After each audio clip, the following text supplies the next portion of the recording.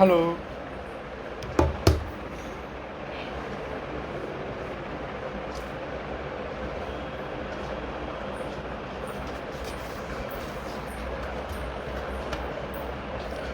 थोड़ा टाइम से पहले आया हूँ कि जिससे और लोग भी जुड़ सकें, तो मैं व्याख्यान शुरू करूँ या इन बिटवीन आप लोगों से यही गुजारिश रहेगी कि आप लोग थोड़ा कंफर्म करें कि मेरी आवाज़ आप तक पहुँच रही है या मुझे ईयरफोन लगाने की ज़रूरत तो नहीं पड़ेगी। सतीश पाल जी प्रणाम। एक बार कंफर्म कर दीजिए कि मेरी आवाज़ आप लोगों को सुनाई दे रही है।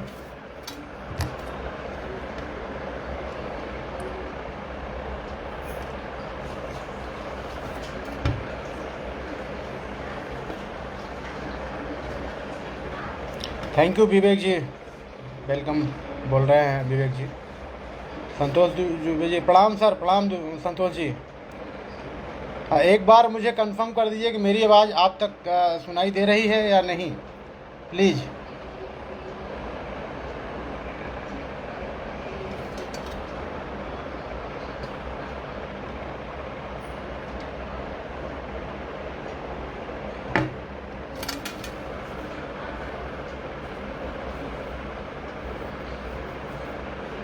थैंक यू सतीश सैनी जी का मैसेज आया है, सराहनीय कार्य।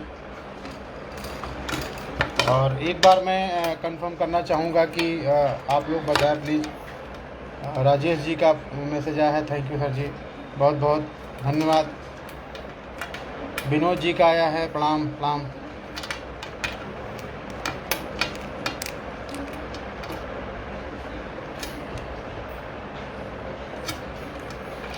ठीक है, बहुत बढ़िया, आवाज़ आ रही है। Thank you Keshav ji, thank you.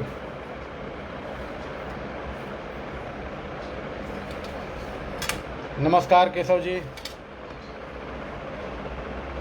Thank you. Voice आ रही है,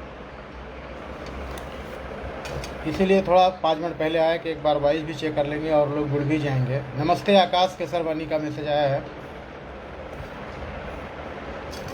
और मैं चाहूँगा कि इन बिटवीन आप लोग, जैसा कि मैंने बताया है कि बहुत सारे क्वेश्चन जो तैयारी करने वाले छात्र हैं या वैसे भी नॉर्मल लाइफ में भी बहुत सारे ऐसे अनुत्तरित प्रश्न रहते हैं जिनका आंसर नहीं मिल पाता है। तो इन्हीं सारी कोशिशों के तहत मैं चाह रहा हूं कि क्वेश्चंस भी आते रहेंगे, तो मैं कुछ क्वेश्चंस को लेते रहूंगा। और प्रणाम शंकर पुष्पाकर का मैसेज आ रहा है, प्रणाम। बीच बीच में मेरी कोशिश है कि आप लोगों से गुफ्तगू करता रहूं जैसे भी। और उन इन बिटवीन बहुत सारे ऐसे गार्जियन भी हमारे साथ में जुड़ रहे हैं जिनके बच्चे या तो पढ़ाई कर रहे हैं या तो तैयारी कर रहे हैं और ख़ुद भी किसी न किसी अध्यापन से जुड़े हुए हैं। तो मैं उनका भी स्वागत करता हूं अपने इस लाइव प्रोग्राम में। मैं यूट्यूब में आने वाला था, लेकिन यूट्यूब पे थोड़ा कुछ तकनीकी समस्या हो गया, तो मैं उसमें लाइव नहीं कर पा रहा था अपने आप को। और मुझे लगा कि फेसबुक ज़्यादा बेटर रहेगा। प्रणाम राकेश जी, प्रणाम। तो मैंने सोचा कि फेसबुक पे ही आते हैं। और आज के लाइव का विषय जैसे मैंने कि पोस्ट कर रखा था आज मॉर्निंग में कि ऐसे बहुत सारे क्वेश्चंस हैं मन में आते रहते हैं। वो सारे क्वेश्चंस का जवाब देने का कोशिश करूँगा। और जो तैयारी कर रहे हैं सिविल सर्विसेज की, आईएएस की, पीसीएस की, इवन एसएससी की, तो कॉमन सब में एक ही चीज़ होता है कि चाहे वो राज्य व्यवस्था हो, चाहे अर्थव्यवस्था हो, चाहे विज्ञान हो, चाहे करंट अफेयर्स हो, या रोज़मर्रा से रिलेटेड जो चीज़ें हमारे आसपास में दिखती हैं वो हमें कई बार समझ में नहीं आती हैं। तो उसमें मन में जिज्ञासाएं रहती हैं कि उसका क्या एक्चुअल में आंसर हो सकता है, या चीज़ें अगर हमारे सामने दिख रही हैं तो कैसे हैं। तो वो सारी चीज़ों को मैंने सोचा कि अतीक भाई का फ़ोन मैसेज आया है। नमस्ते भाई साहब, हम और अतीक भाई बैचमेट थे जामिया में, एमफिल में। हाँ नमस्ते। और हमारे गुरुजी लाल बहादुर यादव सर का वाचिंग हैं, वो देख रहे हैं। अनुज कुमार पाल सर जी प्रणाम, प्रणाम अनुज। सतीश का दोबारा प्रणाम साया, प्रणाम सतीश। जैसा कि मैं बता रहा था कि ऐसे ही चीज़ों को लेकर ऋषि कवि का मैसेज आया है, प्रणाम प्रणाम ऋषि। तो मेरा वही एक इसके पहले भी मैं अपने यूट्यूब पे कुछ वीडियो सिविल सर्विसेज में हिंदी माध्यम से कैसे तैयारी करें, या ओवरऑल अगर कोई तैयारी करना चाहता है तो हमारा नज़रिया क्या होना चाहिए, या हम कहाँ से शुरू करें। अमित शर्मा भाई ज्वाइन किए हैं, हमें वॉच कर रहे हैं। अमित भाई के बारे में मैं बता दूं कि जब मैं मुखर्जी नगर में तैयारी कर रहा था तो इंटरनेट जब साइबर कैफ़े का दौर हुआ करता था, तो अमित भाई के यहाँ हम साइबर कैफ़े पे जाते थे, कुछ सर्च करना होता था तो अमित भाई बहुत साथ करते थे हमारा। और चाहे वो इंटरनेट का वो रिज़ल्ट किसी का, चाहे फॉर्म भरना हो चाहे रिज़ल्ट देखना हो, तो अमित भाई काफ़ी हेल्प करते थे। और आज समय अपने बिहार में अपने पैतृक गांव में अभी सेटल्ड हो गए हैं। संतोष दुबे सर का फ़ोन आया है, सर आपके द्वारा हर पहल हम लोगों को सीख देती है, आप पर गर्व है। बहुत बहुत धन्यवाद संतोष सर। और हमारा कोशिश यही रहता है कि आप लोगों के बीच में किसी न किसी माध्यम से जुड़ा रहूं। और जो अब तक हमने इलाहाबाद विश्वविद्यालय, JNU, जामिया, दिल्ली यूनिवर्सिटी, एग्नू में, या इवन मैं अपने सर्विस के बीच में जो मैं सीख पाया हूँ आप लोगों से शेयर कर पाऊँ, टाइम निकाल के कोशिश करता हूँ। अनुमेहा दीदी का मैसेज आया है, प्राउड ऑफ यू भाई, थैंक यू दी। हम लोग बहुत पहले से जुड़े हुए हैं, मेरे सिलेक्शन से पहले भी हम लोग एक दूसरे से जुड़े हुए हैं। आपका भी मैसेज मैं पढ़ता रहता हूँ, पोस्ट पढ़ता रहता हूँ दी। हाँ, दीपक कुमार मिश्र गौरीगंज से वॉच कर रहे हैं हमें। हाँ, अमित भाई ने मेरी बात सुनी, अभी उनका प्रणाम का मैसेज है। हाँ, दीपक गुप्ता भाभी जी जुड़ गई हैं हमारे पैतृक निवास सहसों से, और ये बाई प्रोफेशन टीचर हैं। और बीच बीच में हमारी ऐसी कमेंट के माध्यम से गुफ्तगू होती है, और उनको मेरे पोस्ट से भी उनको काफ़ी प्रेरणा मिलती है, उनका जवाब आता रहता है। ये चीज़ मैं रियलाइज़ करता हूँ, और बताती भी हैं कि मेरे बारे में, जो भी अपने स्कूल में पढ़ाती हैं बच्चों को, तो मेरे बारे में चर्चा करती हैं, तो मुझे भी अच्छा लगता है। तो थोड़ा लोग और जुड़ जाएं, और मैं चाहूँगा कि जो लोग तैयारी कर रहे हैं, और थैंक यू भाभी जी, हमें भी आप पर गर्व है। बिल्कुल बिल्कुल, हम तो हमेशा से चाहते हैं कि जो पढ़ाई लिखाई से रिलेटेड जो जुड़े हुए हैं, मेरी कोशिश यही रहती है कि मैं कुछ न कुछ ऐसे सोशल मीडिया तो एक बहुत बड़ा माध्यम है कि जिससे मैं अपनी बात को पूरे इंडिया में, या जो जो हमें जानते हैं उनको, लोगों उन तक मैं पहुंचा सकूं। ये बहुत बड़ा एक प्लेटफॉर्म है, तो इसीलिए अब मैं बाई फेस या फिजिकली तो मैं सबसे नहीं मिल सकता, लेकिन ये एक वरदान है आज के आधुनिक युग का। विशाल केसरवानी जी वॉच कर रहे हैं, तो मैं चाह रहा हूं कि आप उसमें से कुछ क्वेश्चंस हैं, जैसे मैंने बताया था कि टाइटल ही मैंने रखा है कि आपके सवाल और मेरे जवाब। विशाल यादव जी का मैसेज आया है, बहुत बढ़िया भाई, थैंक यू विशाल जी। हाँ, तो मैंने जैसे कि मैंने इसके पहले भी एक लाइव था कि कैसे बच्चे जो लॉकडाउन में अभी स्कूल्स बंद हैं। रंजीत जी का मैसेज आया है, भैया जी प्रणाम प्रणाम रंजीत। हाँ, जितेंद्र कुमार जी वॉच कर रहे हैं। हाँ, तो मेरी कोशिश ये है कि जो आपके मन में शंका है और कुछ जिज्ञासा है, आप अपने प्रश्नों के माध्यम से उसको करते रहिए। जितेंद्र जी का मैसेज आया है, नमस्ते सर। हाँ, सतीश जी का मैसेज आया है, सर आप पर बहुत गर्व है। थैंक यू सतीश जी, आप तो हमसे मिल भी चुके हैं। हाँ, आशुतोष सिंह जी देख रहे हैं, thank you sir. Mister Avdhesh Shrimali ji भी वॉच कर रहे हैं। ऋषि कवि बोल रहे हैं कि मुखर्जी नगर के सरजमी से मैं ऋषि कवि जी आपको प्रणाम करता हूँ। बहुत बहुत प्रणाम ऋषि। और मैं भी मुखर्जी नगर के बहुत सारे साथी जो हमारे वहाँ अभी भी हैं, या जो उस समय अभी संघर्ष कर रहे हैं, उनको भी हमारे तरफ से प्रणाम बोलिएगा। और मैं अभी जो लाइव हैं, मैं लोगों से, या जो मुझे लाइव देख पा रहे हैं, मैं उनसे ये अपेक्षा रखूँगा कि अगर आप अपने साथियों को भी जोड़ना चाहते हैं, और ये हमारा जो डिस्कशन है उसका फ़ायदा उनको भी मिले, तो आप ये इस लाइव को उनके साथ भी साझा कर सकते हैं। अगर आपको लगता है कि एक हेल्दी डिस्कशन होने वाला है, या मैं कुछ अच्छी ऐसी बातें बता सकता हूँ जो आपके मित्रों को भी फ़ायदा पहुँचा सकते हैं, तो मुझे नहीं लगता है कि इसमें कोई आपत्ति होगी किसी को, और आप सबको फ़ायदा मिलेगा। और कोशिश यही रहेगी कि हम इस लाइव के माध्यम से एक आज का रिस्पांस जैसे रहता है उसके हिसाब से, शंकर पुष्कर का आया है, प्रणाम मामा जी, प्रणाम। हाँ, तो उसके हिसाब से मैं डिसाइड करूँगा कि आगे आने वाला हमारा डिस्कशन किस मोड़ पे जाने वाला है, या हम आगे और क्या प्लानिंग करने वाले हैं, या हम कैसे अपने सब्जेक्ट को बाइफरकेट कर सकते हैं। राकेश सेठी जी का मैसेज आया है, great sir ji, thank you Rakesh ji, आप काफ़ी अरसे से जुड़े हुए हैं, आपका मैसेज आता रहता है। हाँ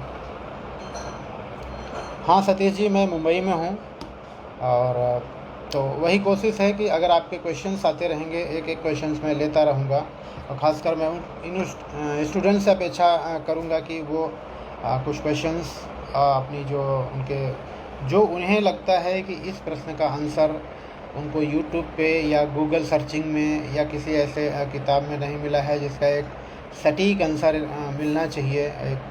चूँकि मैं इसलिए आपको बता सकता हूँ, जितेंद्र कुमार जी का मैसेज आएगा, बहुत ही बढ़िया भैया जी, थैंक यू जितेंद्र जी। तो मैं ये बताना चाहूँगा कि मैं इसके माध्यम से ये बताना चाह रहा हूँ आपको कि भाई 2 साल मैंने दिल्ली यूनिवर्सिटी में एज ए गेस्ट लेक्चरर पढ़ाया है, और इग्नू में भी मैं एमए के विद्यार्थियों को पढ़ा चुका हूँ 1 साल, और पॉलिटिकल साइंस मेरा कोर सब्जेक्ट रहा है, इंटरनेशनल रिलेशन से ये दोनों मिला करके, और इससे political science, international relation, philosophy और हिंदी लिटरेचर, ये 4 सब्जेक्ट से मैं मेंस लिख चुका हूँ। तो मेरा लगभग आप सबको मालूम है कि मेरा 7वें अटेम्प्ट में हुआ था। तो चूँकि इसके दरमियान मुझे सफलता भले बाद में मिली, लेकिन मुझे एक जो एक्सपीरियंस मिला कि नहीं, चीज़ें भले आपको असफलता बार बार मिले, लेकिन जब आप सफल होते हैं या नहीं भी सफल होते हैं, तो जो आपका एक्सपीरियंस का पिटारा होता है वो काफ़ी गहरा होता है। रवि माली जी का मैसेज आया है, बहुत बढ़िया बड़े भाई जी, थैंक यू रवि जी। हाँ, नंदलाल साहू जी का आया है, प्रणाम किया है, थैंक यू नंदलाल जी। तो मैं ये कहता हूँ कि वो अनुभव का पिटारा, और इस मामले में मैं सौभाग्यशाली हूँ कि 5-6 अटेम्प्ट देने के बाद मुझे सफलता मिली 7वें अटेम्प्ट में। तो इसका मैं उस एक्सपीरियंस को शेयर करना चाहूँगा जो अभी उन लोगों के बीच में जो अभी संघर्ष कर रहे हैं, जो अभी पढ़ाई कर रहे हैं, और जो चाहे वो प्रोफेशन, चाहे जो भी हो, चाहे वो यूपीएससी की तैयारी करते हों, एसएससी की तैयारी करते हों, या सिविल सर्विस आईएएस की तैयारी करते हों, या इन बिटवीन अगर कुछ बहुत सारे साहित्यकार लोग भी हमारे साथ में जुड़ रहे हैं, उनसे भी मैं जुड़ा हुआ हूँ। और जैसा कि आप जानते हैं कि मैं कुछ कविताएं भी लगभग लिखना 2010 से ही शुरू कर दिया था। तो वो सारी चीज़ें जो अब तक का अनुभव है, बीइंग ए सर्विस में होने के बाद, सर्विस में आने के बाद ऐसे बहुत सारे एक्सपीरियंस मिलते हैं, वो सारी चीज़ें भी शेयर कर सकता हूँ, अगर लगता है कि आपके क्वेश्चंस ऐसे हैं जो आपको वो चीज़ें मालूम होनी चाहिए। सर जी, पेट एग्ज़ाम का क्या सिस्टम है? पेट एग्ज़ाम, जैसा कि अभी नंदलाल जी ने पूछा है कि पेट एग्ज़ाम अभी एक ऐसा उन्होंने लाया है कि कंपलसरी टाइप का एग्ज़ाम है। जैसे कि आप टीचर बनने के लिए एक टेट की क्वालिफ़िकेशन की ज़रूरत है, तब आप बीएड का फॉर्म भर सकते हैं, या बीएड करने के बाद जो टेट होता है तब आप टीचर्स के लिए जो भी वैकेंसी आती है आप भर सकते हैं। तो जस्ट लाइक कि शायद समूह ग और समूह ख, शायद वो जो भी तहसील लेवल की जो वैकेंसीज आ रही हैं, वो पेट एक क्वालिफाइंग एग्ज़ाम के रूप में है। बहुत साथी हमारे जेएनयू से भी जुड़ रहे हैं। संतोष जी का मैसेज आया है कि सर, मैं पूरी ज़िंदगी में बहुत अफसरों से मिला हूँ और संबंध रहा, लेकिन आपकी सरलता और समाज के प्रति सोच ऐसी प्रतिमूर्ति नहीं देखा। धन्यवाद संतोष जी, आप तो 2-3 बार मिले हैं और मुझे भी बहुत अच्छा लगता है आप लोगों से मिलकर। हाँ, और जेएनयू से भी बहुत साथी जुड़ रहे हैं, रोहित शर्मा जुड़ रहे हैं, वो हमारे बहुत प्रिय मित्र हैं। जागृति महाराणा जेएनयू से हैं, वो जुड़ रही हैं। सतीश जी का है कि सर, कोशिश है मैं दोबारा जब भी मिलूं सफलता के साथ, यही मेरी सोच है। बिल्कुल, बहुत बहुत आपके साथ। Yes, good evening sir from JNU. जागृति जी, मैंने आपका लाइव देखा, आपने बोला, बहुत बहुत गुड इवनिंग। शरद मुंडे जी लाइव जुड़ रहे हैं मुझसे, पंकज मौर्य जी जुड़ रहे हैं। तो सतीश जी, अगर आप मेहनत करते रहिए, आप बिल्कुल सफल होंगे। और ऐसी बात नहीं है कि कोई ये प्रण मत रखो कि जब मैं आऊँ तब मिलूँ, मिलने से कोई दिक्कत नहीं है। ऐसा मत सोचिए कि जब आप सफल हों तभी मिलें, नहीं, आप बीच में भी जब भी मौका मिले मिलें, और जो कुछ आपके प्रॉब्लम्स हों इसको साझा कीजिए, उसको हम दूर करते हैं। आकाश के सरवानी,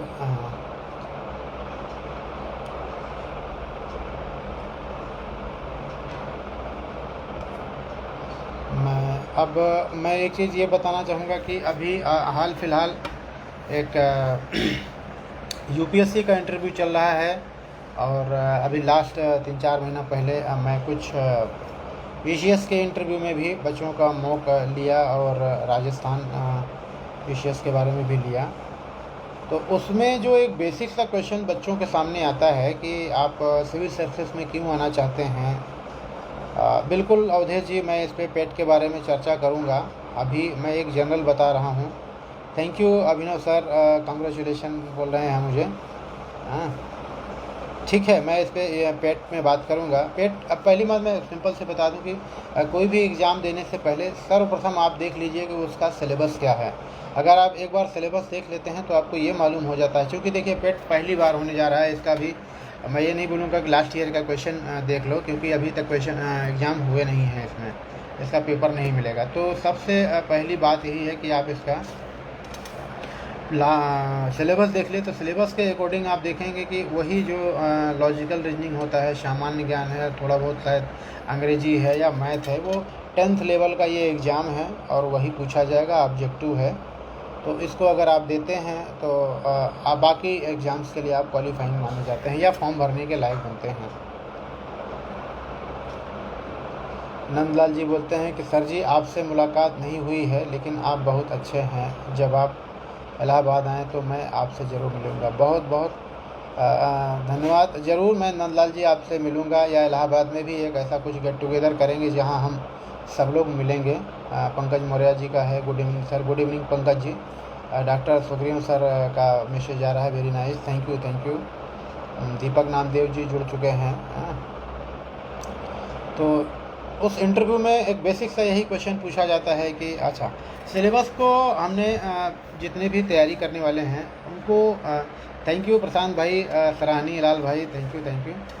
जितने भी सिलेबस में आपका चाहे प्रीलिम्स का हो, चाहे मेंस का हो, और चाहे वन डे के एग्ज़ाम के जितने भी सिलेबस होते हैं, हम सिलेबस के अकॉर्डिंग तैयारी तो कर लेते हैं, चाहे वो रिटन हो चाहे ऑब्जेक्टिव हो। लेकिन जब बात इंटरव्यू की आती है तो हर साक्षात्कार करने वाले जितने भी अभ्यर्थी हैं या जिनको भी इंटरव्यू देने होता है, उनके सामने ये प्रॉब्लम आता है कि इंटरव्यू में पूछा क्या जाएगा।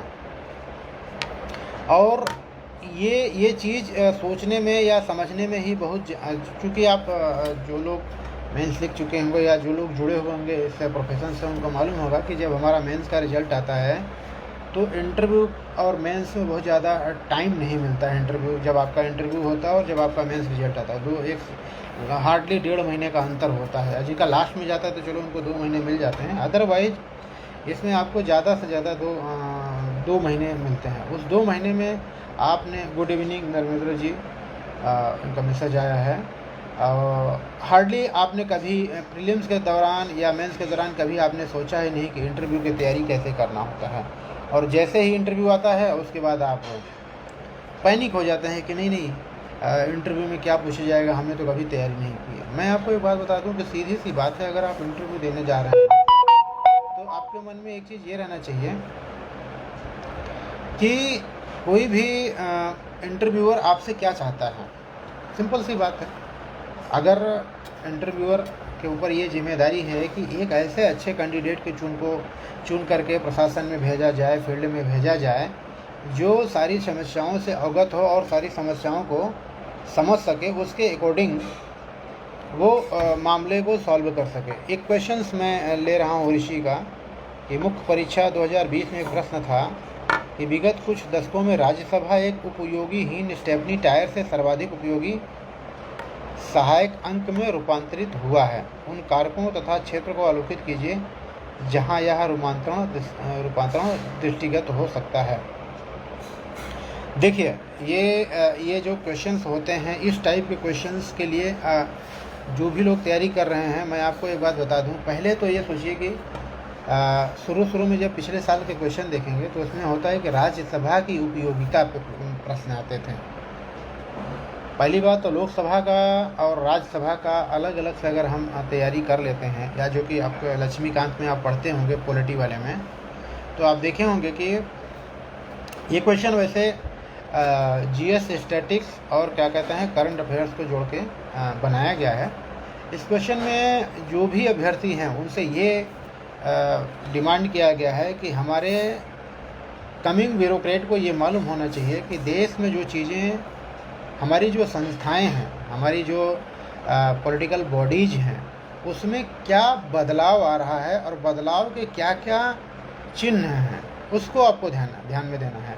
अब अगर मान लीजिए जब से संसद भवन बनी है तब से लेकर राज्यसभा और लोकसभा तो हैं, लेकिन उन राज्यसभा में और लोकसभा में जो विषय डिस्कस किए जा रहे हैं, जो समस्याओं पे चर्चा किया जा रहा है, कभी कभी क्या होता है कि ऐसे बहुत सारे मुद्दे होते हैं कि लोकसभा अगर मजबूत रहता है और राज्यसभा में विपक्ष के सदस्य ज़्यादा रहते हैं, तो उसकी हम उपयोगिता पे प्रश्न चिन्ह उठाने लगते हैं कि जब सारा काम लोकसभा कर रही है तो राज्यसभा की आवश्यकता क्या है। लेकिन कभी कभी ऐसी होती है कि जब गठबंधन की सरकार होती है, क्योंकि राज्यसभा के लोग 6 साल के लिए होते हैं, हर 2 साल के बाद उसके मेंबर जो है रिटायर होते रहते हैं, जिनका 6 साल पूरा हो जाता है।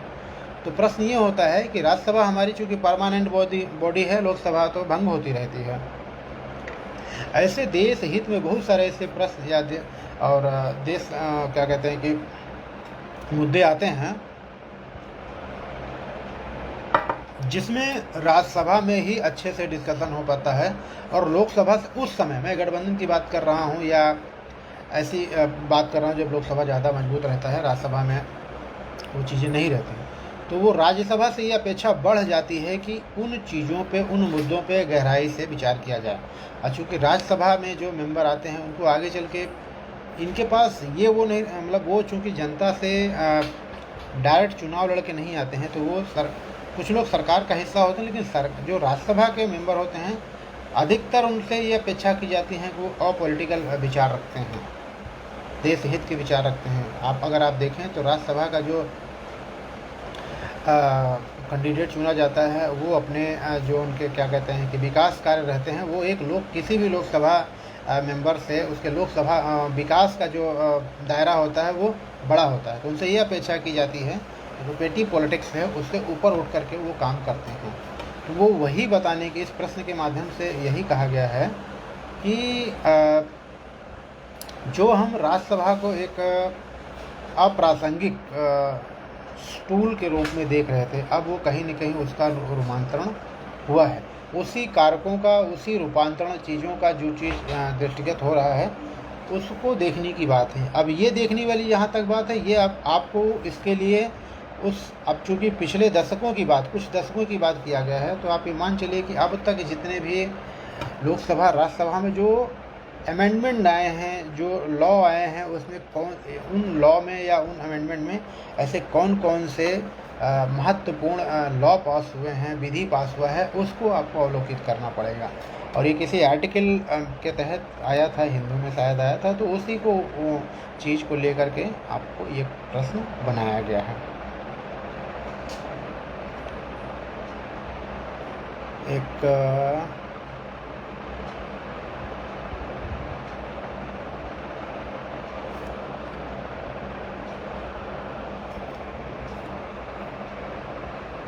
एक प्रश्न और आया है, मैं देख नहीं पा रहा हूँ।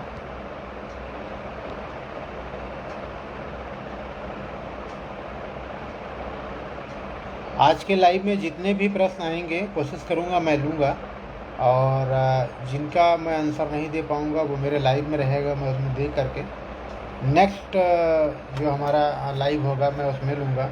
और सत्यम विश्वकर्मा का एक विशेष वो ब्लिंक हो रहा है, लेकिन वो चला कहाँ जा रहा है मुझे दिख नहीं रहा है।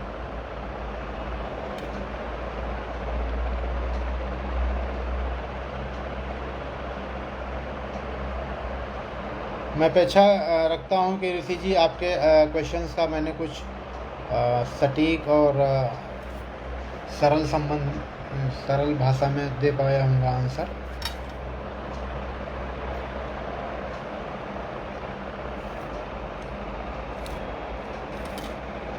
एक मिनट, मैं लाइव नहीं देख पा रहा हूँ, नेटवर्क प्रॉब्लम है।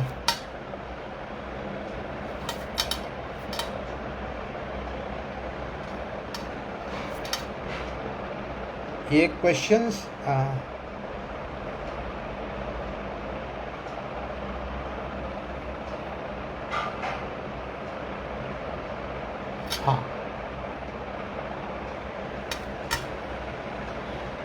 ज़्यादा स्ट्रगल के चलते ज़्यादातर स्टूडेंट मानसिक तनाव का शिकार हो जाते हैं और वो लोग कुछ गलत डिसीजन ले लेते हैं और अपनी लाइफ ख़त्म कर लिया करते हैं। ऐसे समस्या के बारे में आप क्या सजेशन देंगे? सबसे बड़ी बात यह है कि सत्यम जी,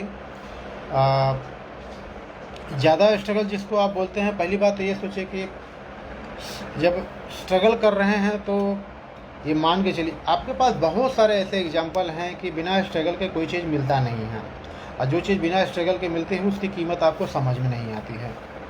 तो पहली बात तो ये है कि आप देखिए, जिसे आप तनाव कहते हैं, दरअसल वो तनाव नहीं है, क्योंकि अगर आप अपनी समस्याओं को, जिनको आप अपना मानते हैं, उनसे डिस्कस नहीं करेंगे, क्योंकि हर समस्या का लगभग हल है, कोई दिक्कत नहीं है।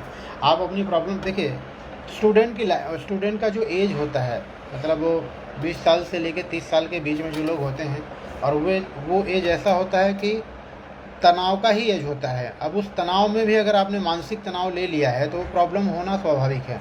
अब इसमें रोल हो जाता है हमारे टीचर्स का और हमारे माँ बाप का और आपके पीयर ग्रुप का। तो अगर आपके अच्छे क्या कहते हैं ताल्लुकात, या आपके अच्छी बॉन्डिंग आपके माँ बाप से, आपके टीचर से, आपके जो पीयर ग्रुप है जिनको आप अपना मित्र मानते हैं, उनसे अगर आप बातचीत कर रहे हैं और उनसे आप अपनी समस्याएं बता रहे हैं कि मुझे ये प्रॉब्लम हो रहा है, तो वो, या जो आपके सीनियर हैं उनसे आपके टच में हैं, तो ये मानसिक तनाव आने का कोई मतलब नहीं है। गलत कला देखिए क्या होता है कि अगर आप डिसीजन ले सकते हैं, इसका मतलब है कि आप समझदार हैं। तो समझदार हैं तो अपने आप को ख़त्म करके कोई चीज़ आप नहीं अचीव कर सकते हैं। हाँ, ये बात है कि अगर आपका रिजल्ट आपका पॉजिटिव नहीं आया या आपको कोई दिक्कत हुई, तो वो एक मानसिक अवसाद का रूप ले लेती है, लेकिन ये चीज़ें इस हद तक ना बढ़ने दिया जाए कि आपको यहाँ तक आपको प्रॉब्लम हो जाए कि आप अपनी लाइफ को भी ख़त्म कर लो। क्योंकि मैं 2011 में जब इंटरव्यू दिया था तो मेरा मात्र 3 नंबर से रुका हुआ था। मैं भी डिप्रेशन में था।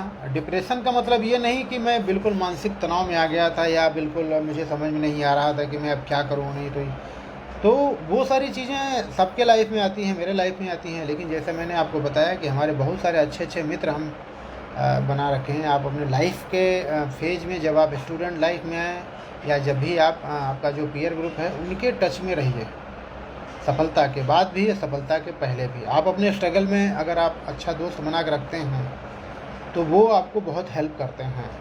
तो मैं अगर अभी आपके सामने ये लाइव हूँ तो मेरे जो दोस्त हैं, जो हमारे मित्र हैं, हमारे पढ़ाई के दौरान या JNU के दौरान, उन लोगों की वजह से हूँ। 2011 में जब मेरा नहीं हुआ तो मैं भी डिप्रेशन में आया था, लेकिन डिप्रेशन का कारण मैं सबको बताया था कि मैं क्यों डिप्रेस हूँ। और जैसा आपने बताया कि जो लोग डिप्रेशन का कारण भी नहीं बताते हैं, मानसिक तनाव का कारण भी नहीं बताते, लोग अपनी बात, या इवन कभी कभी क्या होता है, आप इस शर्म में रहते हैं या इसमें रहते हैं कि अगर मैं अपनी प्रॉब्लम्स किसी को बताऊंगा तो सामने वाला क्या सोचेगा।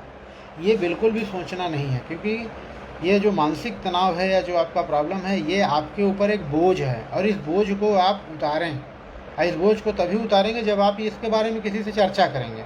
और जैसे ही आप जो चीज़ आपके लिए बड़ी लग रही है, क्या पता आप अपने गुरु को, क्या अपने बड़े भाई को, अपने दोस्त को अगर बताते हैं, वो प्रॉब्लम ही ना हो, क्योंकि आप सोच सोच के कुढ़ते जा रहे हैं।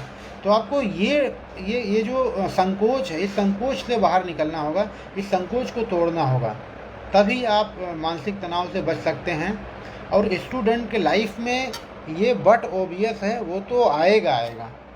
ठीक है, तो मेरा सजेशन यही है कि जो स्ट्रगल कर रहे हैं वो अच्छे दोस्त भी बनाएं और अच्छा टाइम भी अपने दोस्तों को व्यतीत करें। ऐसा नहीं कि आप 7 दिन पढ़ रहे हैं और कभी दोस्तों को टाइम दीजिए, दोस्तों को भी 1 घंटा 2 घंटा दीजिए, उनसे बात करिए। हाँ, अच्छी बातें भी बताइए और जो आपको प्रॉब्लम कर रही हैं वो बातें भी बताइए। कभी कभी क्या होता है कि आपका कोई अच्छा न्यूज़ आया, आप अपने दोस्तों से नहीं बताते हैं और दोस्त को किसी दूसरे से मालूम चलता है तो उसको दिक्कत होती है। तो अगर कोई खुशी वाली बात आपके साथ में हुई है, कोई हैप्पी वाली बात हुई है तो आप उनको बताइए। और अगर आप दुख में हैं, अगर आप मानसिक तनाव में हैं, अगर कोई प्रॉब्लम है तो आप अपने मित्रों से शेयर कीजिए। मैं आपको बता दूं इसका सॉल्यूशन ज़रूर मिलेगा। आपका दोस्त अगर चाहे जैसा हो, अगर आप उसको दोस्त मानते हैं, वो भी आपको दोस्त मानता है, तो वो कुछ न कुछ ज़रूर बताएगा। उसके पास नहीं रहेगा तो वो अपने सीनियर से मिलाएगा, वो अपने बड़े भाई से मिलेगा। तो ये कोशिश आप ज़रूर कीजिए कि पहली बात ये आइस ब्रेक कीजिए। आइस ब्रेक का मतलब ये है कि पहले इस शर्म से बाहर निकलिए कि मैं डिप्रेस हूँ या मैं प्रॉब्लम में हूँ और किसी दूसरे को बताऊँगा तो वो हंसी उड़ाएगा या मेरी बेइज्जती हो जाएगी। इस दायरे से आपको बाहर निकलना पड़ेगा। और मैंने भी ऐसे ही किया था। जब 2011 में नहीं हुआ था तो मैंने भी ये सारी चीज़ों को अपने सीनियर से शेयर किया, अपने मित्रों से शेयर किया। इवन मैं मेरे रमेश कुमार एक मेरे मित्र हैं, उनका 2010 में हो गया था, तो मैं उनके ऑफिस में गया जस्ट केवल अपने आप को फ्रेश करने के लिए कि नहीं मुझे मिलना है, कि देखते हैं यार, उससे बताते हैं। उसने बताया कि नहीं अब तुम तो यार कर सकते हो, कोई दिक्कत नहीं है, नेक्स्ट टाइम फॉर्म आएगा तो फॉर्म भरना, उसमें होगा।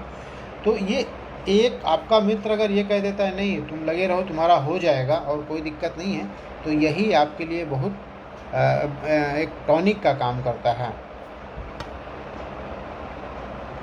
एक क्वेश्चन आया है सचिन कोंडके जी का, sir how to be ready for interview, the panel has its own thought process which might not tally with a candidate on the day of the interview, वो otherwise might be a good candidate work wise. बिल्कुल। देखिए, एक तो मैं आपको बता दूं सचिन जी कि चाहे महाराष्ट्र PCS हो या UP PCS हो या IAS का इंटरव्यू हो, ठीक है, जो पैनल होते हैं उनका एक थॉट प्रोसेस हमसे अलग हो सकता है और वो मेल ना खाए, लेकिन एक जो इंटरव्यू का जो दायरा है वो ये होता है कि हमारे अंदर देखते क्या हैं। वो हमारे अंदर ट्रांसपेरेंसी देखते हैं, ऑनेस्टी देखते हैं और एक लॉजिकल साइंटिफिक टेम्परामेंट देखते हैं कि सेकुलर माइंड के हों। तो एकाध जो पैनल होता है उसका एक मेंबर से आपका आर्गूमेंट हो सकता है, अदरवाइज जो बोर्ड मेंबर होते हैं वो इस चीज़ को मान के चलते हैं कि आपको इसलिए बुलाया गया है कि आपको सेलेक्ट करना है। क्योंकि अगर कोई बंदा या कोई अभ्यर्थी प्रीलिम्स मेंस निकाल करके इंटरव्यू देने जाता है तो बोर्ड उसको मान के चलती है कि ये बंदा IAS के लिए फिट है, लेकिन अब इंटरव्यू में उससे बात करते हैं कि ये किस टाइप का आदमी है।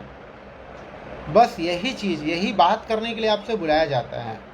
वैसे अभी तो एथिक्स का भी एक पेपर आ गया है IAS में, तो अगर जो बच्चे उसको पढ़े होंगे तो उनको अच्छी तरीके से मालूम होगा कि इंडिया एक डाइवर्स कंट्री है। तो डाइवर्स कंट्री के अकॉर्डिंग हमारी सोच कैसी है। अगर मान लीजिए कि अगर आप ऑल इंडिया सिविल सर्विसेज में आना चाहते हैं और आपकी सोच एक रीजन विशेष को लेकर के बहुत ज़्यादा स्पेसिफिक है और उसमें काउंटर क्वेश्चन हमारे बोर्ड मेंबर का आता है, तो बट ऑब्वियस है कि आपसे आर्गूमेंट होना है।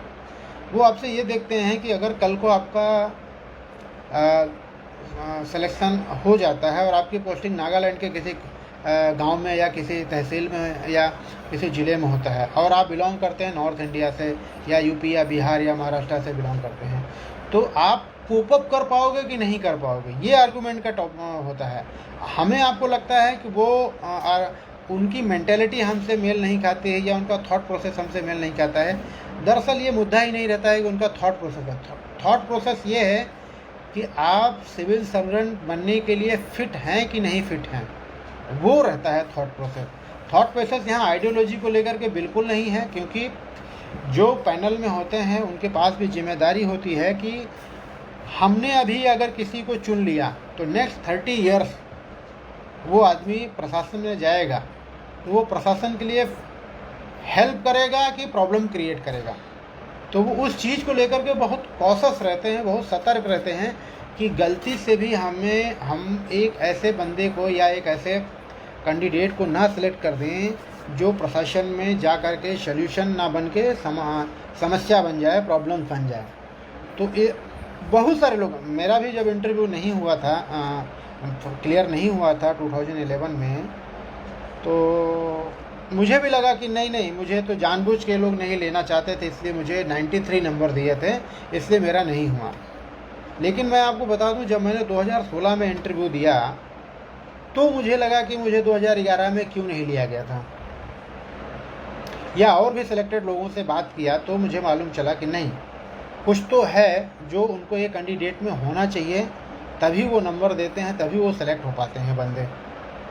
जैसे उस समय मैं जो हमारे जो डिटेल्ड एप्लीकेशन फॉर्म होता है, जिसको हम लोग DF बोलते हैं यूपीएससी में, उसमें जो जो चीज़ हमने लिख के दिया था उसके बारे में मेरी ठीक से तैयारी नहीं हो पाई थी। मैं उस क्वेश्चंस को आंसर करने में सहज नहीं था। तो कहने का मतलब, एक तो कॉन्फिडेंस लेवल आपका देखा ही जाता है, कॉन्फिडेंस लेवल के साथ साथ ये देखा जाता है कि आप अपने बारे में कितना जानते हैं, जो हमें आपने अपने एप्लीकेशन फॉर्म में लिख के दिया है। अगर मान लीजिए आपने कभी क्या होता है कि जिस सब्जेक्ट से आप ग्रेजुएट होते हैं 4 साल 5 साल हो जाते हैं, तो किसी सब्जेक्ट अगर ग्रेजुएशन के बारे में कोई ऐसा क्वेश्चन पूछा गया जिसको आपने नहीं बताया और उसमें आपको कोई दिक्कत हुआ, तो आप सॉरी बोल सकते हैं। अगर आपसे ये पूछा जाए कि ठीक है, आपका हॉबी राइटिंग पोएम है या वॉचिंग क्रिकेट है, तो उससे रिलेटेड अगर आपने कोई सिंपल से क्वेश्चंस का अगर आप आंसर नहीं कर पाए, तो इसका लगता है कि आप चीज़ों को बहुत गहराई से नहीं लेते हैं, सिर्फ ऐसे ही लिख देते हैं, केवल for the sake of filling the blank something करके। तो थॉट प्रोसेस को लेकर के मेरा एक डिफरेंट ओपिनियन है कि कोई भी बोर्ड मेंबर आपको, हाँ, ग्रिल करते हैं, भले ग्रिल इसलिए करते हैं कि जैसे आपके अंदर गुस्सा तो नहीं है, आप पेशेंस तो नहीं खो देते हैं, वो सारी चीज़ें हमें लगती है कि वो थॉट प्रोसेस होता है, लेकिन दरअसल वो ग्रिल इसलिए करते हैं कि आप एक कूल माइंड के हो कि नहीं, पेशेंस है कि नहीं है।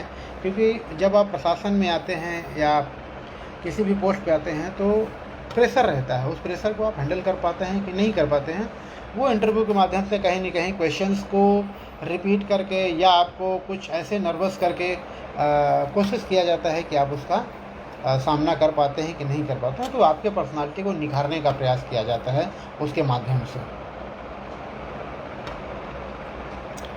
आपने जो भी सजेशन दिए वो बहुत ही उपयोगी है, मैं उन सजेशंस की चर्चा अपने फ्रेंड सर्कल में करूंगा। Thank you so much sir, बहुत बहुत धन्यवाद सत्यम। बिल्कुल भी, और अपने मित्रों को भी नेक्स्ट टाइम जब मैं लाइव आऊँ तो उनको भी जोड़िए, उनसे बताइए, उनके जो क्वेश्चंस हैं हम उस पर बात करेंगे।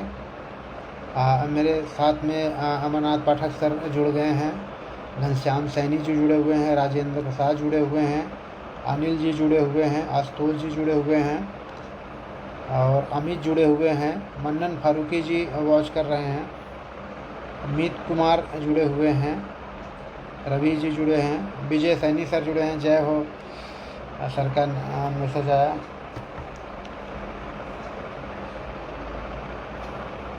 मैं कुछ मैसेजेस शायद तकनीकी कारण की वजह से नहीं देख पा रहा हूँ, कुछ बार बार वही मैसेज आ रहा है। ये हमारे एक मित्र हैं,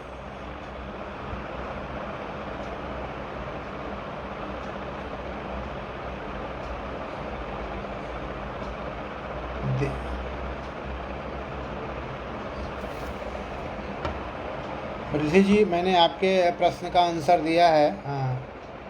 आशा करता हूँ आप उसको कुछ उससे आपको सीखने को मिला होगा। चंद्र बल्लभ धौंडियाल सर हैं, जुड़े हुए हैं, थैंक यू सर।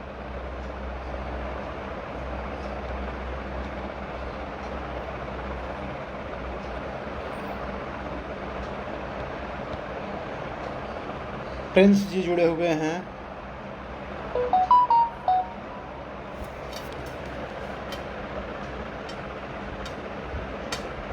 मैं इसमें देखता हूँ।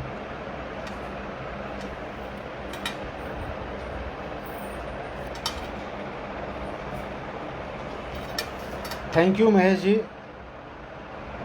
तो यही मैं बता रहा हूँ कि 2011 में जब मेरा इंटरव्यू नहीं हुआ तो डिप्रेशन एक बट ओबियस है, ऐसा नहीं है कि इसका समाधान नहीं है, इस केवल एक माइंड का गेम है। आप इसको जितना ज़्यादा आप अपने दोस्तों के टच में रहेंगे, उनसे बातों को शेयर करते रहेंगे, उतना आपको कॉन्फिडेंस आएगा। और कभी भी इस चीज़ को लेकर झिझकना नहीं है कि आपको ये नहीं आता है अगर उनसे पूछेंगे या उनसे आप बात करेंगे तो वो आपका मजाक उड़ाएंगे। दोस्त हैं, थोड़ा बहुत हंसी मजाक करते हैं लेकिन समाधान भी वही देते हैं।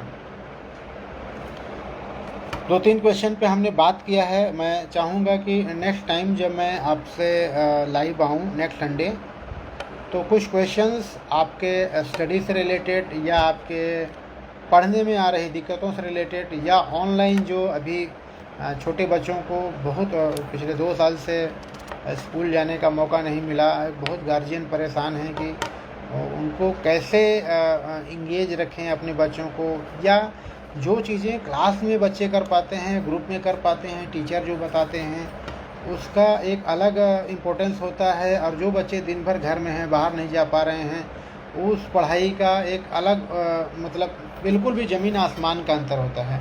चूँकि चलिए हम चूँकि अभी भी शहरों में तो चलो ठीक है, माँ बाप भी नहीं जा पा रहे हैं अपने ऑफिस और अपने काम पे, और पढ़े लिखे हैं तो अपने बच्चों को बता देते हैं कि उनका होमवर्क करा देते हैं, अपने से सक्षम हैं।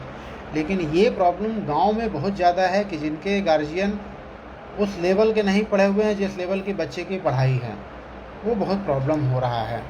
और जिनके पास मोबाइल नहीं है, या जैसे कि एक ज़माना था कि बच्चों के हाथ में मोबाइल जाएंगे तो बच्चे बिगड़ जाएंगे, अभी चीज़ें एकदम उल्टा हो गया है कि ठीक है अब बच्चों के लिए मोबाइल ख़रीदा जा रहा है उनको पढ़ाने के लिए।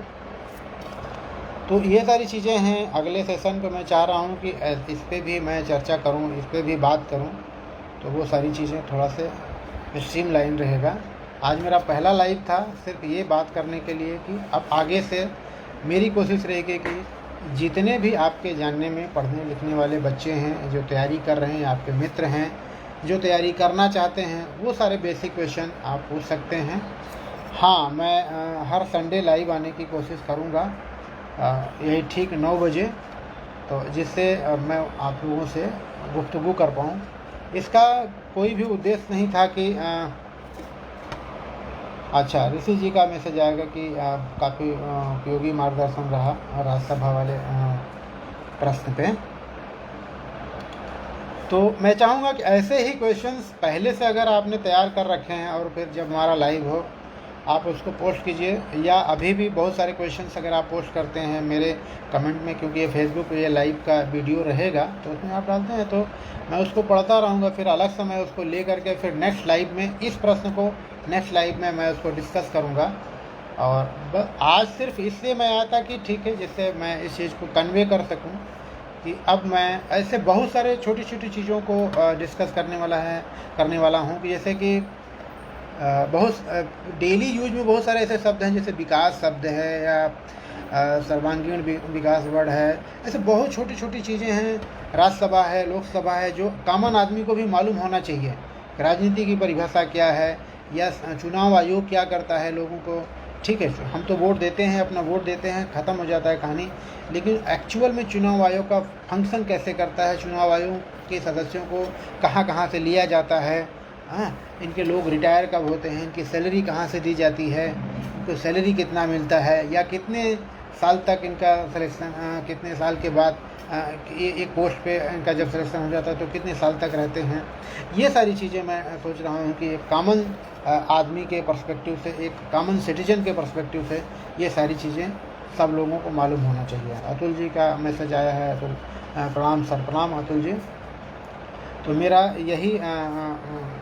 मेरी यही कोशिश रहेगी कि नेक्स्ट अभी मैं जब लाइव आऊँ तो आप लोगों को वो सारी चीज़ें जो अब मैं कोशिश करूँगा कि बहुत सारे गार्जियन हैं उनको भी दिक्कत आती है कि बच्चा बोलता है कि तारे क्यों टिमटिमाते हैं, तो वो उसका जवाब नहीं दे पाते हैं, या इस पृथ्वी का कब निर्माण हुआ था, ये जो हमें दिखता है ये कैसे होता है, छोटे छोटे जैसे CO2 क्या होता है, O2 क्या होता है, ओजोन गैस क्या होता है, ये बहुत सारे छोटे छोटे चीज़ें हैं जो बच्चे पूछते हैं, गार्जियन जवाब नहीं दे पाते हैं। उन सारी चीज़ों को भी मैं चाह रहा हूँ कि एक अलग टाइप से एक अलग पर्सपेक्टिव को लेकर के चलें, क्योंकि देखिए सिविल सर्विस तैयारी करने वाले भी लोग हैं, वो लोग कोचिंग कर लेते हैं, उनको गाइडेंस मिल जाता है, लेकिन मैं एक अलग इंटरेक्शन का एक मंच देना चाहता हूं कि जिसमें हर लोगों के सामने, हर लोगों के पास कोई न कोई जिज्ञासा रहती है, और मैं कोशिश करूँगा कि वो पॉलिटी से जुड़ा हुआ हो, अर्थव्यवस्था से जुड़ा हुआ हो, और कल्चर से जुड़ा हुआ हो, हमारे सोसाइटी से जुड़ा हुआ हो, और डेली टू डेली जो न्यूज़पेपर्स में छपते रहते हैं उससे चीज़ें जुड़ी हुई हों। मैं कोशिश करूँगा जिस क्वेश्चंस का मैं तुरंत आंसर दे सकता हूँ उसको तो मैं तुरंत आंसर दे दूँगा। नहीं तो अगर जिसका मैं तुरंत नहीं दे पाता हूँ तो उसका मैं नेक्स्ट वीडियो में उसका आंसर देने की कोशिश करूँगा। और बिल्कुल सतीश जी, मैं मोटिवेशन भी देने की कोशिश करूँगा, और आपको भी उसमें भी अगर कुछ स्पेसिफिक, जैसे अभी सत्यम जी ने बहुत अच्छा क्वेश्चन पूछा था मानसिक तनाव को लेकर के, ऐसे कोई क्वेश्चंस अगर आपके बीच से आता है तो मैं उस बीच को इस चीज़ को लेकर के मैं आपसे बात करूंगा, तो वो हेल्प रहेगा।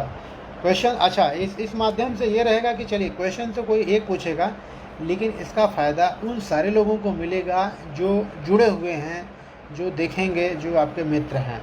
तो क्वेश्चंस, आपका एक क्वेश्चन पूछा गया और अन्य लोगों को भी इसका हेल्प पहुंचा सकता है, ये मेरी कोशिश है। और एक सिंपल इंटरेक्शन, इसको बहुत ज़्यादा गूढ़ सब्जेक्ट या पॉलिटी, एकदम फिलॉसफी या लिटरेचर को लेकर के बहुत ज़्यादा ना, मैं एकदम आप लोगों से मिलने के भी यही, इसी बहाने मैं आपसे गुफ्तगू करूँगा, आप लोगों के बीच लाइव रहूँगा। इस लाइव का यही मोटिव है कि मैं ऐसे ही आप लोगों से जुड़ा रहूँगा। तो आज का सेशन मैं यहीं समाप्त करता हूँ। धन्यवाद।